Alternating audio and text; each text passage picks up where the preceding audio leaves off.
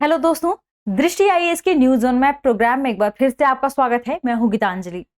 पिछले हफ्ते वे कौन सी खास खबरें थी जो अंतर्राष्ट्रीय राष्ट्रीय स्तर पर महत्वपूर्ण हो सकती हैं हमारी प्रीलिम्स की परीक्षा के लिहाज से? स्थान कौन से महत्वपूर्ण थे, वन्यजीव अभ्यारण्य कौन से महत्वपूर्ण थे, इसके साथ ही वे कौन सी जल संधियां हैं जो इंपॉर्टेंट है प्रीलिम्स के एग्जाम से, उन पर हम चर्चा करेंगे। उनके स्थान यानी अवस्थिति को देखेंगे कि वे कहां पर लोकेटेड हैं। तो आइए आज के एपिसोड की शुरुआत करते हैं पिछले एपिसोड के अभ्यास प्रश्न से। सबसे पहले हम पिछले एपिसोड के न्यूज ऑन मैप के अभ्यास प्रश्न पर चर्चा करेंगे। आइए देखते हैं प्रश्न क्या था। प्रश्न आपसे पूछा गया था, एक व्यक्ति दक्षिण अमेरिका के प्रशांत महासागरीय तट पर एक ऐसे देश में है जिसका नाम भूमध्य रेखा अर्थात इक्वेटर के नाम पर है एवं इसकी राजधानी क्वीटो है। वह व्यक्ति तट के साथ यात्रा करते हुए फ्रेंच गुयाना तक जाना चाहता है और इस दौरान वह एक प्रसिद्ध नहर को भी पार करता है। इस यात्रा में सामने आने वाले तटों से संबंधित देशों का सही क्रम क्या होगा? इस प्रश्न के सही जवाब के लिए सबसे पहले हम देखेंगे मैप में इनकी सभी स्थानों की लोकेशन को और देखेंगे कि वह कौन सा देश है जिसका नाम इक्वेटर के नाम पर रखा गया है। आइए देखते हैं, मैप में एक नजर डालें। यदि हम बात करें कि वह व्यक्ति किस देश से होकर किस देश तक जाना चाहता है, तो जिस देश का नाम इक्वेटर के नाम पर रखा गया है उसका नाम है इक्वाडोर और इक्वाडोर की राजधानी है क्विटो, जो कि हमारे अनुच्छेद में बताया भी गया है। यदि कोई व्यक्ति इक्वाडोर से तट के सहारे होकर आगे बढ़ता है तो वह ऐसी यात्रा करेगा। तो वह दूसरी तरफ से भी जा सकता है, लेकिन क्या कहा गया है कि उसके रास्ते में एक प्रसिद्ध नहर पड़ती है। देखिए अनुच्छेद में लिखा भी है कि इस दौरान वह एक प्रसिद्ध नहर को भी पार करता है। और वह प्रसिद्ध नहर कौन सी है? जब व्यक्ति इक्वाडोर से चलता है तो सबसे पहले तट आता है कोलंबिया का, उसके बाद पनामा और पनामा से ही पनामा कैनाल जो कि एक बड़ी नहर है, प्रसिद्ध नहर है। फिर वापस से तट आता है कोलंबिया का, यानी कोलंबिया, पनामा, कोलंबिया। फिर आता है वेनेजुएला, यहां से होकर गुजरेगा व्यक्ति। फिर आता है गुयाना, देखिए, और फिर उसके बाद सुरीनाम, और सुरीनाम के बाद फिर वह पहुंच जाएगा फ्रेंच गुयाना, जहां तक उसे पहुंचना है। और इक्वेटर है यह रेखा। लगभग यदि आप इक्वाडोर की बात करें तो देखिए यहां से इक्वेटर गुजरती है और इक्वाडोर बिल्कुल इक्वेटर के पास आसपास ही स्थित है, इसलिए इसका नाम क्या रखा गया है? इक्वाडोर। देखिए क्रम क्या होगा, कोई व्यक्ति तट से होकर गुजरेगा तो सबसे पहले आएगा कोलंबिया, फिर उसके बाद पनामा, फिर आएगा कोलंबिया, फिर वेनेजुएला, गुयाना और सुरीनाम। आइए देखते हैं हमारे ऑप्शन में कोलंबिया, पनामा और कोलंबिया, क्योंकि कोलंबिया 2 बार गुजरेगा, यानी Colombia, Panama, Colombia, Venezuela, Suriname. नहीं, पहले क्या था? गुयाना, फिर था सुरीनाम। देखिए पहले है गुयाना, फिर है सुरीनाम। तो इस तरह इस प्रश्न के सही जवाब की बात करें तो ऑप्शन बी इस प्रश्न का सही जवाब होगा। व्यक्ति इन तटों से क्रमशः होकर गुजरेगा। ठीक है, इस प्रश्न का लगभग कई बच्चों ने कमेंट सेक्शन में सही जवाब दिया था। अब इंतजार करिए कई और प्रश्नों का और आज के अभ्यास प्रश्न का, जिसका जवाब आपको देना है कमेंट सेक्शन में। बढ़ते हैं, देखते हैं हमारी पहली खबर को। पहली खबर है, हाल ही में भारत ने शंघाई सहयोग संगठन यानी SCO वर्चुअल शिखर सम्मेलन की अध्यक्षता की। नेताओं ने वैश्विक हित को अधिक प्रातिनिधिक और बहुध्रुवीय विश्व व्यवस्था के गठन का आह्वान किया है। हम सभी जानते हैं कि शंघाई सहयोग संगठन काफी चर्चा में है और आने वाले समय में गोवा में इस पर समिट होने वाली है। विदेश मंत्रियों के बारे में यहाँ पर चर्चा की जाएगी और विदेश मंत्री इसमें शिरकत करेंगे। अभी हाल ही में हम सभी जानते हैं कि शंघाई सहयोग संगठन की अध्यक्षता किसने की है, यह आप सभी जानते हैं, चर्चा में रहा भी है। प्रश्न है, शंघाई सहयोग संगठन के संदर्भ में निम्नलिखित कथनों पर विचार कीजिए। कथन क्या है? ईरान SCO का 9वां सदस्य देश बन गया है। दूसरा कथन है, SCO के सभी सदस्य देश किसी न किसी अन्य SCO सदस्य के साथ अपनी सीमा साझा करते हैं। यही महत्वपूर्ण लाइन है, इसे हमें देखना भी होगा। तीसरा, भारत ने अस्ताना शिखर सम्मेलन के दौरान साल 2017 में SCO की सदस्यता ग्रहण की थी। उपर्युक्त में से कौन से कथन सही हैं और हम ध्यान रखिएगा, हमारे पास ऑप्शन है 1 और 2, 1 और 3, 2 और 3, उपर्युक्त सभी। यदि हम बात करें शंघाई सहयोग संगठन के बारे में तो दरअसल शंघाई सहयोग संगठन का गठन हुआ था वर्ष 2001 में, फिर 2002 में इसे हस्ताक्षरित किया गया था इसके चार्टर को, और फिर इसके चार्टर के बाद वर्ष 2003 में इसे लागू कर दिया गया था, तो इसे ध्यान रखेगा।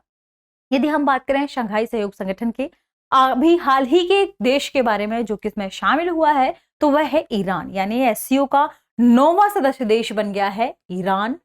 इसके पहले यानी हम बात करें भारत और पाकिस्तान के इसमें शामिल होने के पहले, तो इसमें 6 देश थे। फिर भारत और पाकिस्तान को वर्ष 2017 में अस्ताना शिखर सम्मेलन के दौरान इसमें शामिल किया गया, इसमें 8 देश हो गए। 9वां सदस्य देश अभी हाल ही में ईरान बन गया है। ठीक है, तो यहाँ पर यह कथन भी सही है और यह भी बिल्कुल सही बात है कि भारत ने अस्ताना शिखर सम्मेलन के दौरान साल 2017 में एससीओ की सदस्यता ग्रहण की थी। अब बात करें दूसरे कथन के बारे में, क्या कहा गया है? एससीओ के सभी सदस्य देश किसी न किसी अन्य एससीओ सदस्य के साथ अपनी सीमा साझा करते हैं। तो आइए सबसे पहले देखते हैं मैप में इनकी लोकेशन। यदि हम शंघाई सहयोग संगठन के देशों के बारे में चर्चा करें तो देखिए इसमें शामिल है कजाकिस्तान, उज्बेकिस्तान, किर्गिस्तान और ताजिकिस्तान। ये 4 देश इसमें शामिल हो गए हैं। इसके अलावा अभी हाल ही में हमने देखा ईरान भी इसमें शामिल हो गया है, यानी यह है ईरान। पाकिस्तान और भारत भी इसमें वर्ष 2017 में शामिल हुए थे। इसके अलावा चीन और रशिया ये भी इसके सदस्य देश हैं। अब बात करें इनकी सीमाओं के संदर्भ में, तो देखिए रशिया जो कि इसका देश है, इसकी सीमा लगती है चीन से और चीन भी शंघाई सहयोग संगठन का देश है। वहीं चीन के बाद देखिए चीन की सीमा लगती है इंडिया से और यह भी इसका सदस्य देश है।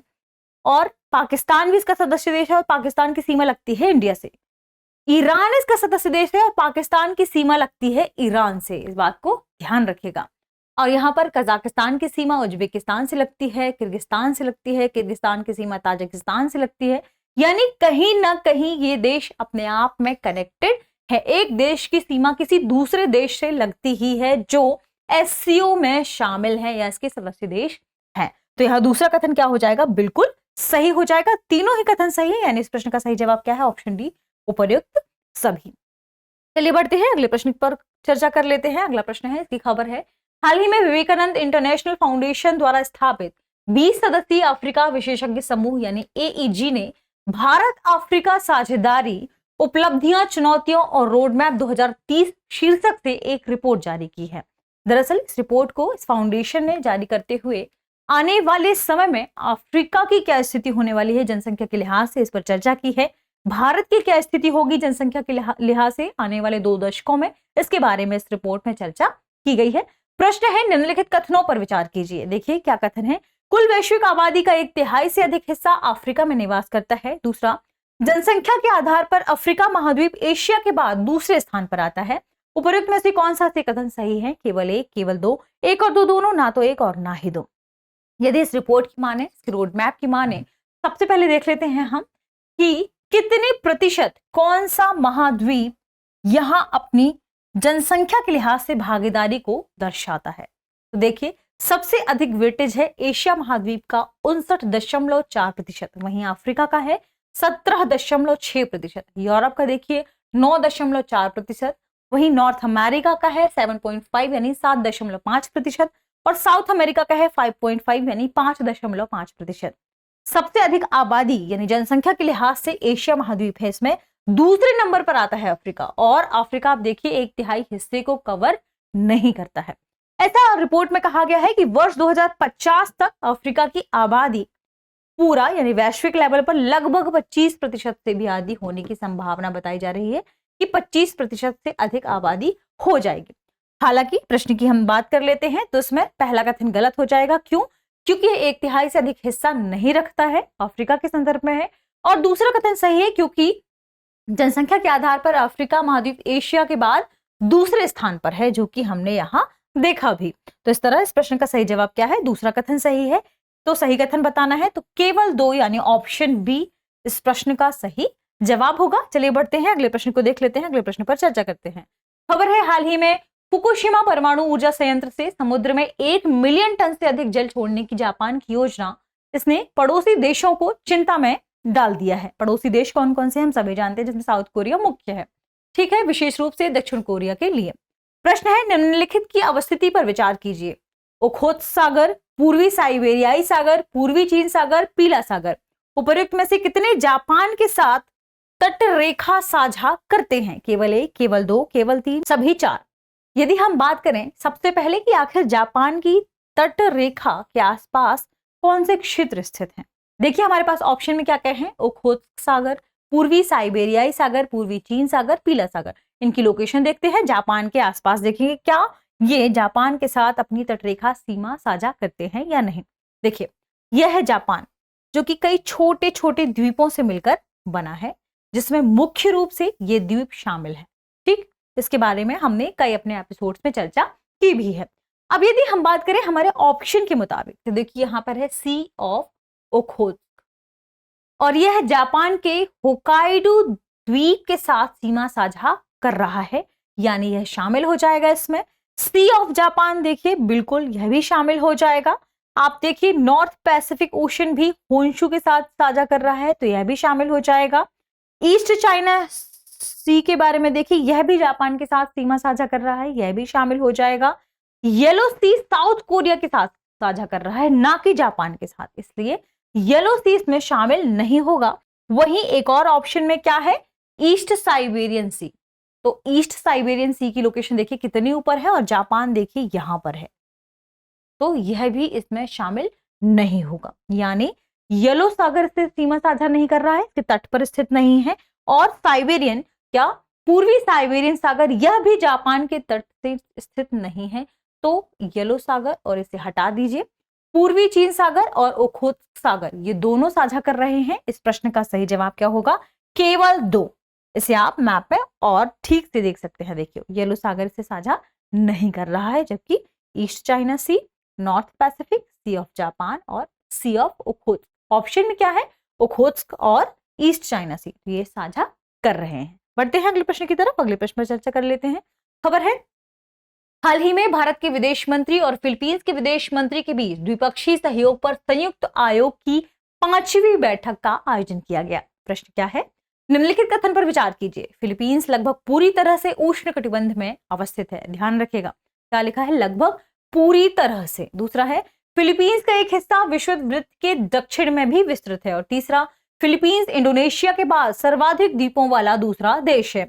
उपरोक्त में से कितने कथन सही हैं, केवल एक कथन, केवल 2 कथन, सभी 3 कथन, या सभी 3 कथन गलत हैं। देखते हैं। सबसे पहले जरूरी क्या है, हम जाने कि इक्वेटर यानी विषुवत क्या है, तो हम सभी जानते हैं विषुवत रेखा के बारे में। और विषुवत रेखा से 23.5 उत्तर अक्षांश और 23.5 दक्षिण अक्षांश, इसके बीच की जो भी अक्षांशीय अवस्थिति है उसे कहा जाता है उष्णकटिबंधीय क्षेत्र। ठीक, अब देख लेते हैं हम फिलीपींस कहां पर है। तो सबसे पहले देखेंगे मैप में।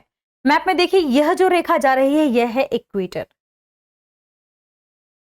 0 डिग्री अक्षांश, इससे 23.5 अंश। ठीक है, अब यदि हम बात करें इसके बारे में तो देखिए फिलीपींस 20 के अंदर ही आ गया है, 20 अक्षांश है, इसके अंदर ही फिलीपींस कवर हो रहा है। और फिलीपींस देखिए इक्वेटर के दक्षिण हिस्से में नहीं विस्तारित है, इस बात को ध्यान रखिएगा। तो यदि हम ऑप्शन की बात करें, पहले कथन की बात करें, तो फिलीपींस लगभग पूरी तरह से उष्णकटिबंधीय में अवस्थित है। बिल्कुल सही बात है।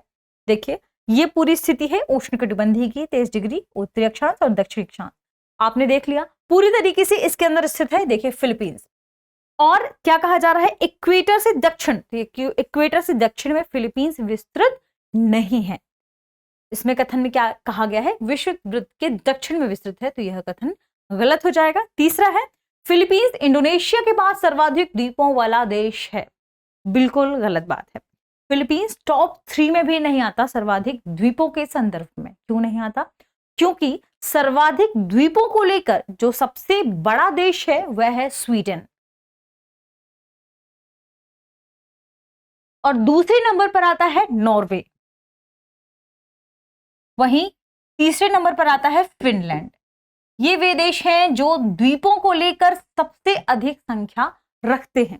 वहीं यदि हम बात करें इंडोनेशिया के संदर्भ में, क्योंकि प्रश्न में इंडोनेशिया के बारे में भी चर्चा की गई है, तो इंडोनेशिया सर्वाधिक द्वीपों के मामले में 8वें नंबर पर आता है। वहीं फिलीपींस सर्वाधिक द्वीपों के मामले में 10वें नंबर पर आता है।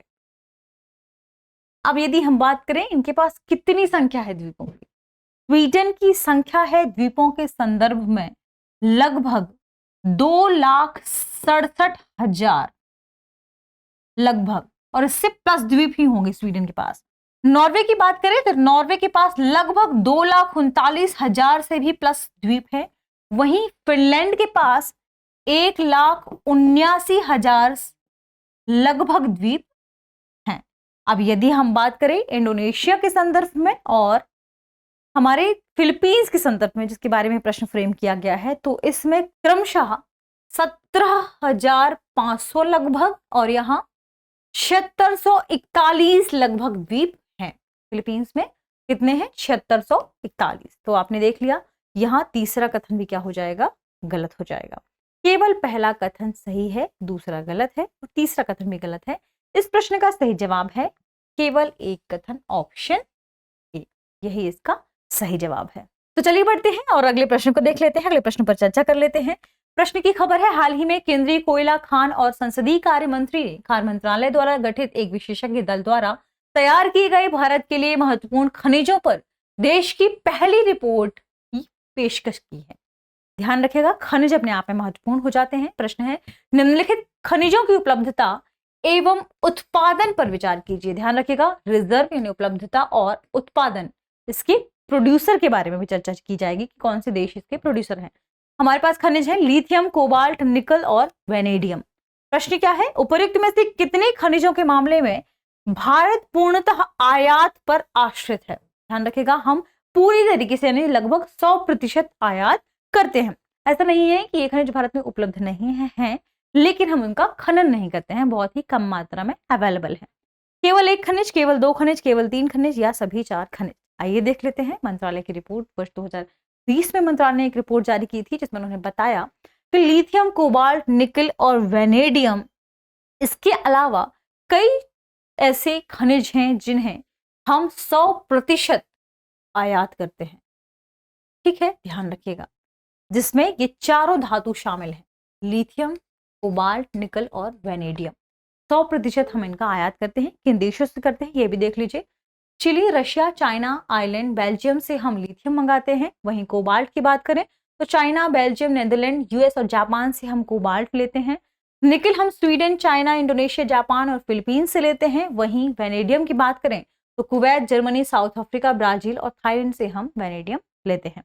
अब आइए देख लेते हैं चारों खनिजों के संदर्भ में कि कौन से देश हैं जो इसका उत्पादन करते हैं और कौन से देशों के पास इनका सबसे ज्यादा रिजर्व है। आइए शुरू करते हैं। सबसे पहले देखेंगे हम किसके बारे में? लिथियम के बारे में। रिजर्व के मामले में सबसे ज्यादा लिथियम है बोलीविया के पास, दूसरे नंबर पर है अर्जेंटीना, तीसरे नंबर पर है चिली, चौथे नंबर पर देखिए यूएसए के पास है और पांचवें नंबर पर रिजर्व में है ऑस्ट्रेलिया। अब बात करें प्रोड्यूसर को लेकर, प्रोड्यूसर के मामले में कौन से देश अव्वल हैं? तो प्रोड्यूसर में लिथियम के लिहाज से पहले नंबर पर है ऑस्ट्रेलिया, दूसरे नंबर पर है चिली, तीसरे नंबर पर है चाइना और चौथे नंबर पर है अर्जेंटीना, पांचवें नंबर पर है ब्राजील। ध्यान रखिएगा, ये है प्रोड्यूसर की लिस्ट। अगली हमारी खनिज की बात करें हम तो अगली खनिज है कोबाल्ट। कोबाल्ट में यदि हम रिजर्व की बात करें तो पहले नंबर पर है डीआरसी, ठीक है, जो कि अफ्रीका में है। यह देश कोबाल्ट के मामले, इसे लेकर यूपीएससी ने प्रश्न भी फ्रेम किया है, कोबाल्ट के मामले में सबसे ज्यादा रिजर्व भी रखता है और सबसे ज्यादा बड़ा प्रोड्यूसर भी है, यानी दोनों ही रैंक इसमें फर्स्ट है डीआरसी को लेकर। कमेंट सेक्शन में बताइए डीआरसी का फुल फॉर्म क्या है, क्योंकि हमने पिछले एपिसोड में ही इसे कवर किया था। अब बात करें कि रिजर्व के मामले में दूसरे नंबर पर कौन है, तो रिजर्व को लेकर दूसरे नंबर पर है ऑस्ट्रेलिया, तीसरे नंबर पर रिजर्व को लेकर है क्यूबा, चौथे नंबर पर देखिए क्या है फिलीपींस और पांचवें नंबर पर है रशिया।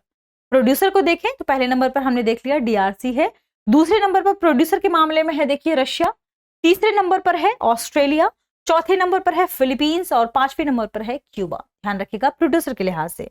अगला खनिज है निकल। रिजर्व के मामले में निकल सबसे नंबर 1 पर है इंडोनेशिया में, दूसरे नंबर पर है ऑस्ट्रेलिया में, तीसरे नंबर पर है ध्यान से देखिए ब्राजील में, चौथे नंबर पर है रशिया, पांचवें नंबर पर है क्यूबा।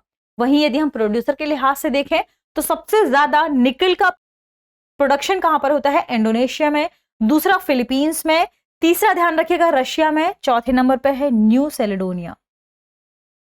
न्यू कैलेडोनिया प्रोड्यूसर के लिहाज से चौथे नंबर पर आता है निकल के लिए, 5वें नंबर पर है ऑस्ट्रेलिया। ठीक, चलिए बढ़ते हैं, देखते हैं वेनेडियम को। वेनेडियम में रिजर्व के मामले में देखिए पहले नंबर पर है चाइना, और चाइना प्रोड्यूस भी वेनेडियम सबसे अधिक करता है, तो दोनों ही रैंक पर क्या हो गया, चाइना। अब बात करें रिजर्व के मामले में तो दूसरे नंबर पर है रशिया, रिजर्व के मामले में साउथ कोरिया क्या वेनेडियम को लेकर, और यदि हम प्रोड्यूसर की बात करें तो प्रोड्यूसर के लिहाज से पहले नंबर पर वेनेडियम चाइना में, दूसरे नंबर पर रशिया में, तीसरे नंबर पर साउथ अफ्रीका में, और चौथे नंबर पर ब्राजील में भी प्रोड्यूस होता है। ठीक, ये हमने बात की खनिज के संदर्भ में। बढ़ते हैं अगले प्रश्न की तरफ। खबर है हिमालयन क्षेत्र में स्थित 4 पवित्र हिंदू तीर्थ स्थलों की यात्रा अर्थात 4 धाम यात्रा के दौरान इस वर्ष बड़ी संख्या में श्रद्धालुओं की मृत्यु के मामले देखे गए, इस वजह से यह लोकेशन चर्चा में आ गई है। अब बात कर लेते हैं कि आखिर हिमालयन क्षेत्र में 4 धाम की यात्रा वाले 4 स्थान कौन से हैं। बद्रीनाथ, केदारनाथ, गंगोत्री और यमुनोत्री, ये चारों अपने आप में महत्वपूर्ण हैं, और उत्तराखंड में पर्यटन के लिहाज से सबसे ज्यादा भीड़ यहीं आती है। अब देख लेते हैं प्रश्न को। प्रश्न निम्नलिखित कथनों पर विचार कीजिए। प्रश्न क्या है, बद्रीनाथ केदारनाथ के पूर्व में स्थित है। दूसरा, यमुनोत्री 4 धाम यात्रा का सबसे पश्चिमी गंतव्य है। तीसरा है, 4 धाम यात्रा के गंतव्यों में से बद्रीनाथ फूलों की घाटी राष्ट्रीय उद्यान के सबसे निकट स्थित है। उपरोक्त में से कौन सा से कथन सही है और है। कथन है हमारे पास ऑप्शन है 1 और 2, केवल 1 3, केवल 2 3, उपरोक्त सभी। आइए सबसे पहले हम इन चारों धामों की लोकेशन को देखते हैं, फिर देखेंगे कथनों पर। तो यह है भारत का मैप, हम सभी जानते हैं इनकी लोकेशन कहां पर है। देखिए, यह है केदारनाथ, यह है बद्रीनाथ, यह है गंगोत्री और यह है यमुनोत्री।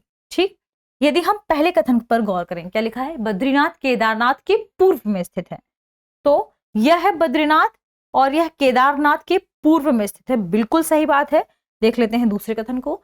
दूसरा कथन है यमुनोत्री 4 धाम यात्रा का सबसे पश्चिमी गंतव्य है, बिल्कुल यहां पर है यमुनोत्री और यह 4 धाम यात्रा का सबसे पश्चिमी गंतव्य है, यह बात भी बिल्कुल सही है। और तीसरा है 4 धाम यात्रा के गंतव्यों में बद्रीनाथ फूलों की घाटी राष्ट्रीय उद्यान के सबसे निकट है, बिल्कुल सही बात है, यह है बद्रीनाथ और बद्रीनाथ के ठीक जस्ट यहीं पर है फूलों की घाटी। कमेंट सेक्शन में बताइए कि यह उत्तराखंड के किस जिले में स्थित है। तो यहाँ पर तीनों ही कथन क्या है, बिल्कुल सही हो जाएंगे, तीनों कथन सही है, यानी ऑप्शन डी सभी इस प्रश्न का सही जवाब हो जाएगा। चलिए बढ़ते हैं, देखते हैं अगली खबर को। खबर है हाल ही में भारत के राष्ट्रीय सुरक्षा सलाहकार ने ओमान के दुकम इस बंदरगाह का दौरा किया। तो दुकम बंदरगाह ओमान अपने आप में चर्चा में हो जाते हैं। आइए देख लेते हैं।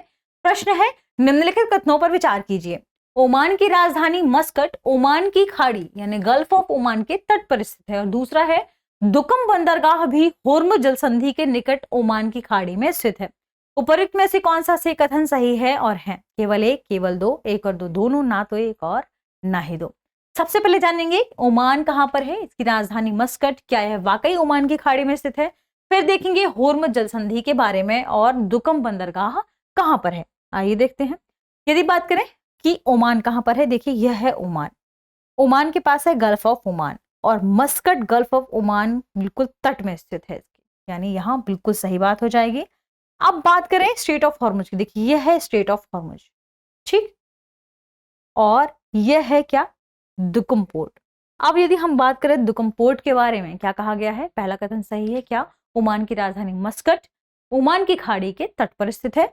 दुकम बंदरगाह भी होर्मुज जल संधि के निकट ओमान की खाड़ी में स्थित है, गलत बात है। क्यों, क्योंकि यहां पर है दुकम, ना कि यहां। होर्मुज जल संधि तो यहां पर है, यहां पर दुकम नहीं है और ना ही है ओमान के तट के पास स्थित है। तो यहाँ पर दूसरा कथन क्या हो जाएगा, गलत हो जाएगा।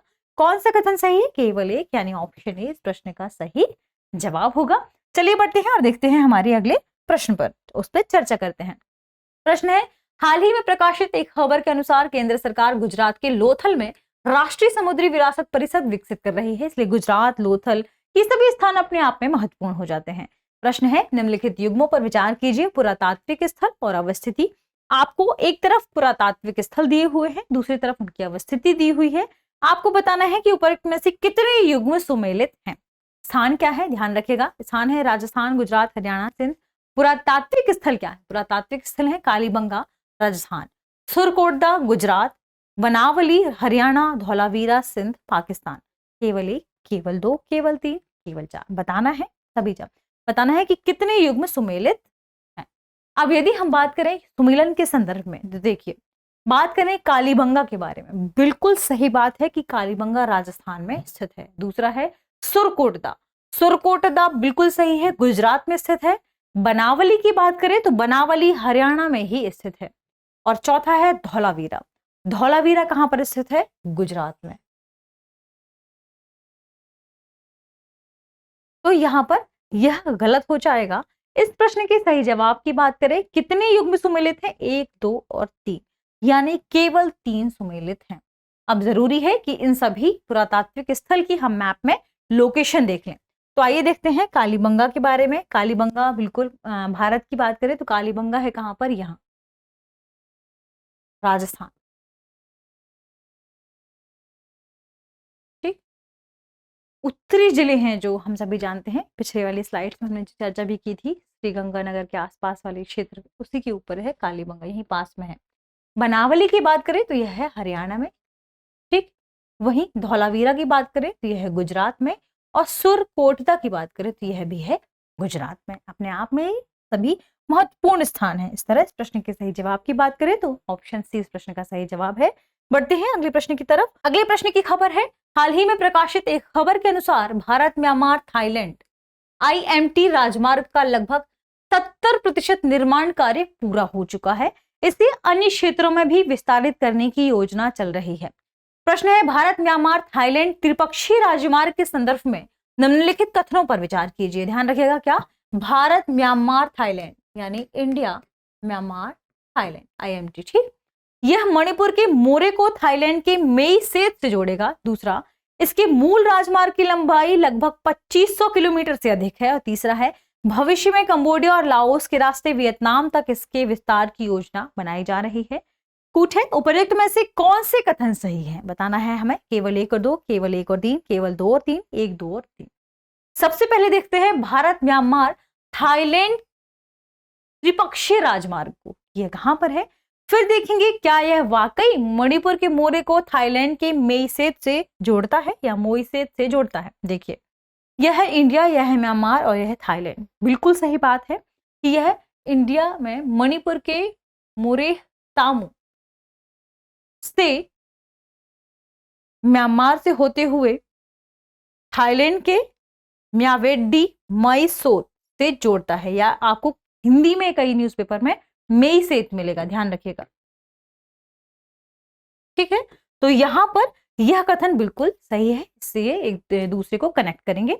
अगला है, इसकी मूल राजमार्ग की लंबाई 2500 किलोमीटर से अधिक है। गलत है, नहीं, इसकी मूल राजमार्ग की लंबाई लगभग 1350 किलोमीटर है।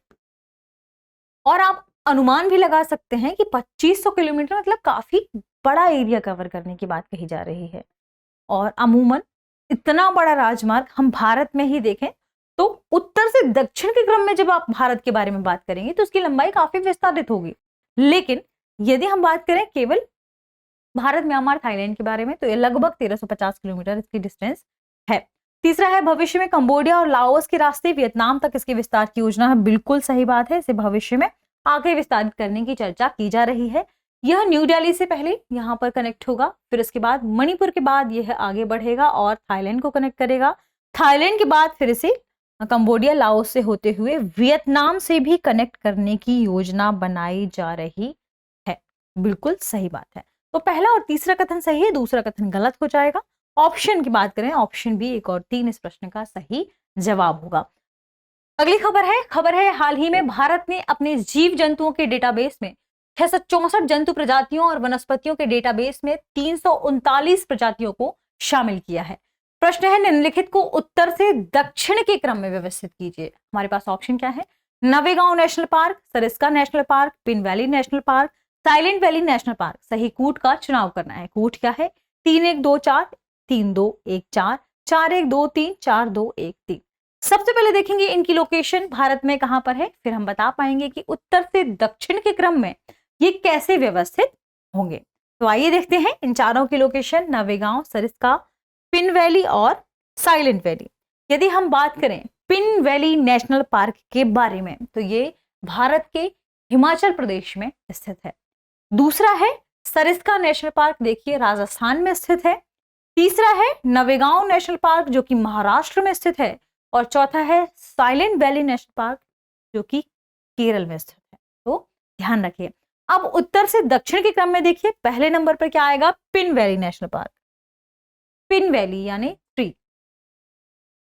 दूसरे पर है देखिए सरिस्का और फिर नवेगांव। आइए देख लेते हैं। सरिस्का यानी 2, नवेगांव मतलब 1 और फिर लास्ट में है 4, यानी 3214। 3214 ऑप्शन बी इस प्रश्न का सही जवाब होगा। इनकी लोकेशन ध्यान रखिएगा, महत्वपूर्ण हो जाते हैं। बढ़ते हैं अगले प्रश्न की तरफ। अगला प्रश्न देखते हैं। अगला प्रश्न यूपीएससी प्रीलिम 2023 के सेट ए में पूछा गया एक प्रश्न है, हालांकि सभी सेटों में पूछा गया है। प्रश्न क्या है देखिए, निम्नलिखित कथनों पर विचार कीजिए। सेट ए में ये 9th नंबर का है, ध्यान रखिएगा, ठीक है। कथन क्या है? अमरकंटक पहाड़ियां विंध्य और सह्याद्री श्रेणियों के संगम पर स्थित है। दूसरा है बिलिगिरिरंजन पहाड़ियां सतपुड़ा श्रेणी के सबसे पूर्वी भाग में है। तीसरा है शेषाचलम पहाड़ियां पश्चिमी घाट के सबसे दक्षिणी भाग में है। उपरोक्त में से कितने कथन सही हैं? केवल 1, केवल 2, सभी 3, कोई भी नहीं। यदि हम बात करें अमरकंटक की पहाड़ियों के संदर्भ में, दरअसल अमरकंटक की पहाड़ियां विंध्य और सतपुड़ा इन श्रेणियों के संगम पर स्थित है। सह्याद्री यहां पर नहीं होगा। और इसे और आप क्लियर देख सकते हैं कैसे, देखिए वेस्टर्न घाट में स्थित है सह्याद्री रेंज। हम बात कर रहे हैं किसके बारे में? विंध्यन रेंज के बारे में और सतपुड़ा रेंज के बारे में। अमरकंटक पहाड़ी वास्तव में सतपुड़ा रेंज के और विंध्यन रेंज के इस हिस्से में स्थित है यहां पर, ठीक। और सतपुड़ा रेंज विस्तारित होकर कहां पर, इसका पूर्वी हिस्सा क्या है? मैकाल, ठीक। अब यदि हम बात करें दूसरे कथन के बारे में, क्या लिखा है? बिलिगिरिरंजन पहाड़ियां सतपुड़ा श्रेणी के सबसे पूर्वी भाग में है। नहीं, यहां पर है सतपुड़ा श्रेणी के सबसे पूर्वी भाग में है मैकाल रेंज, ठीक। बिलिगिरिरंजन पहाड़ियों की यदि हम बात करें तो देखिए यहां पर है बिलिगिरिरंजन पहाड़ियां जो कि दोनों राज्यों के आसपास के बॉर्डर में है, तमिलनाडु और कर्नाटक के आसपास स्थित मानी जा सकती है। वहीं शेषाचलम की पहाड़ियां भी देखिए काफी नीचे हैं, जबकि चर्चा यहीं पर इसके बारे में कही जा रही थी। तीसरा कथन है शेषाचलम पहाड़ियां पश्चिमी घाट के सबसे दक्षिण भाग में स्थित है। तो देखिए पश्चिमी घाट तो हो गया, यह शेषाचलम की पहाड़ियां पूर्वी घाट के आसपास स्थित है, ना कि पश्चिमी। तो यहाँ पर तीसरा कथन क्या हो जाएगा? गलत हो जाएगा। दूसरा कथन भी गलत है क्योंकि सतपुड़ा की सबसे पूर्वी रेंज में मैकाल है, ना कि बिलिगिरिरंजन। तो पहला भी गलत, दूसरा भी गलत और तीसरा भी गलत। इस प्रश्न का सही जवाब क्या है? ऑप्शन डी, कोई भी नहीं। यानी कितनी कथन सही थे? कोई भी कथन सही नहीं था। चलिए बढ़ते हैं आज के सेशन के अभ्यास प्रश्न की तरफ और देखते हैं प्रश्न को। प्रश्न है, यदि सिक्किम, अरुणाचल प्रदेश और मिजोरम राज्य की राजधानियां किसी त्रिभुज के 3 शीर्ष हैं, तो पूर्वोत्तर के अन्य राज्यों की कितनी राजधानियां निश्चित रूप से त्रिभुज के भीतर स्थित होंगी? हमारे पास ऑप्शन है 1, 2, 3, 4। इस प्रश्न का सही जवाब कमेंट सेक्शन में देना ना भूलें। मिलते हैं अगले एपिसोड के साथ कुछ और महत्वपूर्ण लोकेशंस के साथ, मैप के साथ। तब तक पढ़ते रहिए, रिवीजन करते रहिए। शुक्रिया।